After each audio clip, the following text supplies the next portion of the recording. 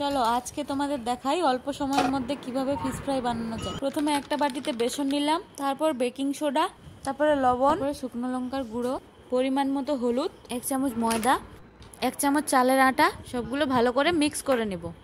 এবারে জল দিয়ে বেটারটা ভালো করে মেখে নিব। বেটারের ঘনত্বটা ঠিক এভাবেই থাকবে।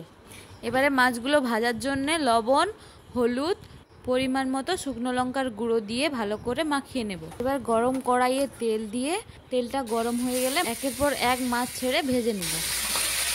মাছগুলো ভাজা হয়ে গেলে তুলে নিব। এবারে মাছগুলো ভালো করে বেটারে চুবিয়ে গরম তেলের মধ্যে ছেড়ে দিব। মাছের পকোড়াগুলা এরকম লাল লাল করে ভাজা হয়ে গেলে তুলে নেব। আমাদের ফিশ ফ্রাই রেডি।